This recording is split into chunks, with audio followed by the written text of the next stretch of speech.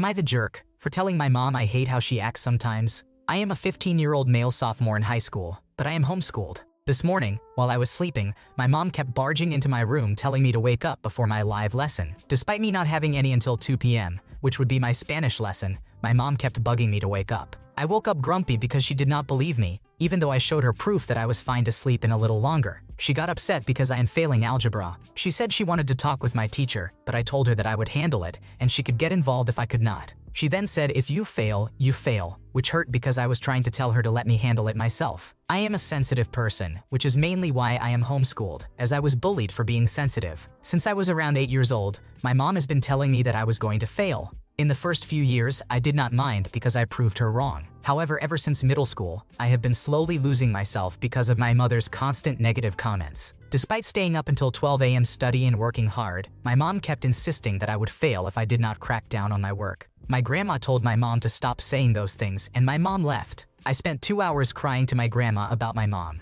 I have come to my mom many times about my feelings and how hurt I am when she says I am going to fail if I do not try hard enough. Despite messing up my sleep schedule doing schoolwork, she never listens and always makes empty promises to stop, but never does. After I just barely started to calm down, my mom came into my room and started yelling at me and my grandma. I could not take it and yelled, "I hate when you act like this." She responded, "You hate me?" and left, taking the car and running away, even though she does not have a driver's license. It has been 6 hours since she left, and I am starting to blame myself for making my mom run away. I am worried she got arrested or if the car ran out of gas. I just wish my mom listened to me more instead of trying to tear me down just for me to prove her wrong. After 6 to 7 years of proving her wrong, I would think she would stop. I told all my friends about this, and they say my mom is in the wrong. Even my dad says my mom is in the wrong, but I need a third-party opinion. So Reddit, am I the antagonist?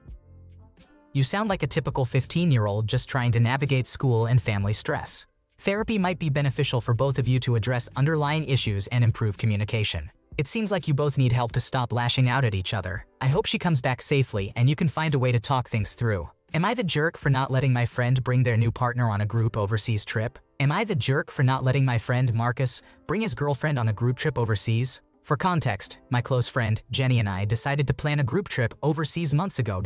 I made a group chat, and in total there are 17 of us going. I did all of the bookings, budgeting, and transport arrangements for this trip in January, for the trip to be in December. The holiday home is nice, has 3 stories, a pool, and sleeps all 17 of us with no sleeping spaces to spare. In the beginning of organizing this trip, Jenny and I had invited 32 people and had looked at bigger accommodations, which we relayed to our group chat. However, as people dropped out, I decided it would be much more cost-effective to get a smaller place. In this time, Marcus was single and had not yet started dating this girl, Tia. Now it's important to note Marcus and I are not particularly close, but we invited him because he is a mutual friend with many people going on this trip. Flash forward to now, 9 months after booking this trip, and I have finalized almost everything on my own. Marcus messages me to ask if his new girlfriend, Tia, can join the trip, which everyone has now paid for and is excited to go on. When I booked our new accommodation, it was for 16 people, and at the last minute we had another friend change their mind, pay, and join us, which was our last bed possible. Everyone going is from our old high school group, with nobody else bringing their outside partners on this 5-day trip. Marcus asked if Tia could pay her share and join us. After explaining we are maxed out, he tells me he has already promised her a spot and that she has already made arrangements for this trip. After some back and forth, I told him it might be better if I refund him and they book a nearby accommodation together, but he insists on just bringing a blow-up mattress and sleeping on that in our accommodation. Normally I would say that's fine, but the owners of this house have specifically told us not to do this and that. If there are more of us than what we booked, we will be asked to leave. I don't know what to do since Marcus is adamant about having Tia come, and telling her she can't come now would only cause problems for him. So, am I the jerk for saying he can't bring her with? The unit is at maximum capacity per the property owner, and the rules state no extra people and no extra beds. Apologize profusely, but the owner's rules do not allow for accommodation beyond the beds available. If he insists on bringing her, he will need to find alternate accommodations. A lack of planning on his part does not constitute an emergency on anyone else's part. Am I the jerk for kicking my parents from my wedding? For context, my partner and I have been planning our wedding for about 15 months now. During that time, we did the dress shopping. Both of us are female, and it is a same-sex marriage. I invited my mother to both of my fittings. My partner, who saw my mother in high regard, also had her come along to her fittings as well. We clearly stipulated that we did not want to see each other in the dresses we chose until the wedding. We did not mind knowing what dress, but actually seeing each other in them was something we wanted to avoid. Additionally, we wanted to have separate dresses from each other. I thought that was a simple request. The bridal place knew of our request as well. During dress fittings, I settled on a dress I loved and was encouraged by my mother to choose it as my primary option. At the same time, she also encouraged my partner to choose the same dress, knowing our request. The bridal place quietly informed my mother that we were looking at the same dress to give us a heads up, as we had asked them to do, but she brushed them off and told them it was fine. When we found out we had ordered the same dress, we asked for a family meeting to discuss what happened, air grievances, and move forward. We reiterated that we had asked for this not to happen and were told 3 different stories that conflicted with each other. We were met with severe verbal abuse and rather sickening derogatory remarks, which I cannot repeat here. After all that, I decided to cut ties with them. I told them to leave our lives as we are starting new lives together, and I do not need this negativity anymore. I also told them not to attend the wedding and informed the venue to refuse entry to them if they decided to gatecrash. All this happened because we made a simple request which was ignored, and then we just asked for a sit-down to talk about what happened. Honestly, I feel drained and terrible, but I feel like I made a positive decision. So, am I the antagonist? You are not the cause of this issue. Your mom didn't just go against your wishes, she actively worked to make sure what you didn't want to happen, happened. She gaslit you and resorted to verbal abuse when you tried to address the issue. It's understandable that you decided to cut ties and not invite her to the wedding.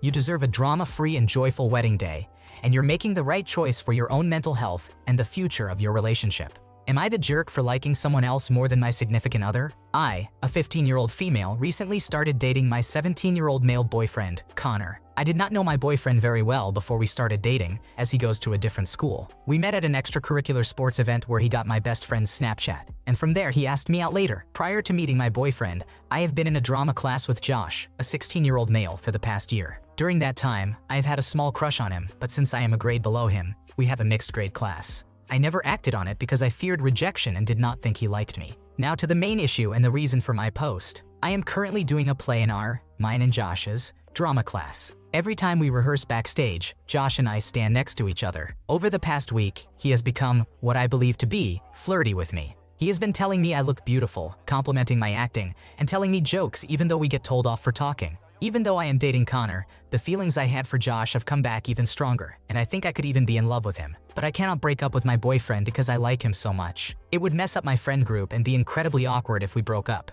Here's where I might be the antagonist. Yesterday, Josh and I were standing backstage and he kissed me. I like him so much that, even though it was wrong and could mess up everything, I kissed him back. I loved it. Josh then asked me to go out with him. I told him about Connor, but he did not care and said I should anyway, so I agreed. Josh and I went out today, and I told my best friend because I tell her everything. She said I should not have done it, even though I love Josh. But I am barely dating Connor. We do not go out, we do not kiss, and we are not very affectionate to each other. It essentially feels like we are just friends at this point, so I do not think I am the antagonist if I continue going out with both Josh and Connor. I love Josh, and I cannot break up with Connor without causing drama. So people of Reddit, tell me, am I the antagonist for liking another guy more than my boyfriend?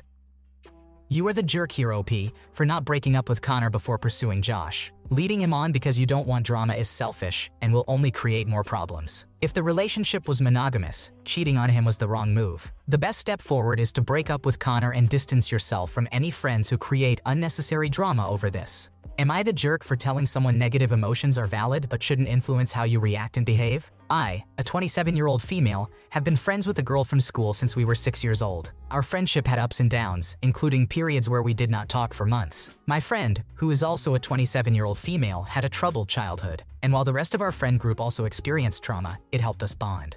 After drifting apart for a few years due to our own lives, we reconnected in 2019. Initially, I was happy to support her as she was dealing with a lot of issues. Over time, it felt like she expected more and more from me and would get upset when I could not meet her expectations. For instance, after spending a few days at my place, she invited me over multiple times, but I was busy. She took my inability to visit personally, feeling that I was not putting in as much effort as she was. I understood where she was coming from, but was not emotionally equipped to handle it. So I suggested we take a break from talking. A few days ago, she reached out and mentioned she would be visiting my city. We now live in different countries. I agreed to meet her, and while it was nice seeing her after so long, it became clear that she had not moved on from a lot of past issues. While we were at a cafe, the owners generously offered us a free croissant and coffee since it was near the end of the day. I thanked them, but my friend whispered that we should leave instead of accepting the free food. She expressed distrust, suggesting the owners might be stalling us. I was confused because we could clearly see the croissant being warmed. She kept insisting, and I eventually told her to calm down, assuring her we would leave once the food was ready.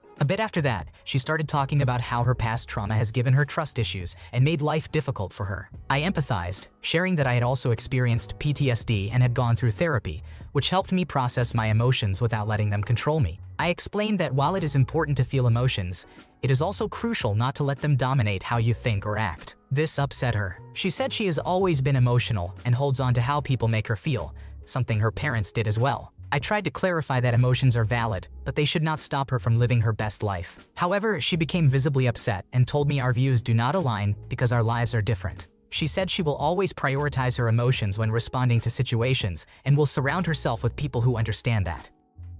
You are not the jerk. People grow apart, and sometimes it's just time to move on from a friendship. It's clear that she's dwelling on her trauma and letting it control her actions, which isn't healthy. You have your own issues to handle, and carrying the burden of her unresolved problems isn't worth it anymore. Am I the jerk for making fun of my brother after he made fun of me? I am a 20-year-old female, and my brother is a 36-year-old male. I do not have my driver's license yet. I am not proud of this, but it is just how it is right now. I have severe anxiety surrounding driving and have genuinely panicked behind the wheel. It is not due to trauma or anything.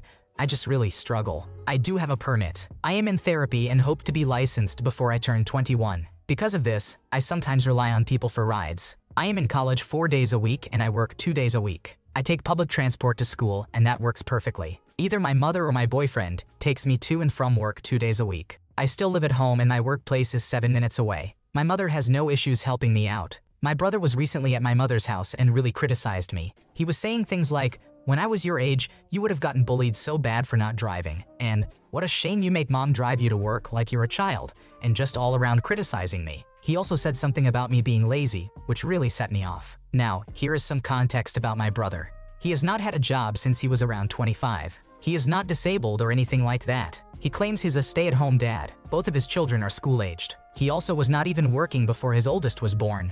His wife works, but obviously it is not enough to support the 4 of them, as he regularly calls our mother crying, saying that he cannot pay rent, and they are on the verge of being evicted. She gives him money just about monthly. So when my brother was making fun of me, I said, "At least I have a job and all I ask mom for is the occasional ride, not her pocketbook." He was livid and said I did not know what it was like to have children and bills. Nobody else was in the room at the time.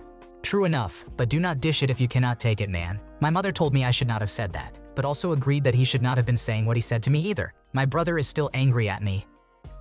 You did nothing to be ashamed of. He's only poking at you about driving because he's deeply insecure about his own failures. How embarrassing that he has to bully his little sister to try to feel better about himself. He clearly has no right to criticize you for not being adult enough when he's not taking care of his own responsibilities. It sounds like you're handling it really well. He's in no place to judge you. Thanks for watching. When you subscribe, make sure to hit the bell to turn on notifications so you never miss a video. To finish listening to all the stories, check out the playlist in the description.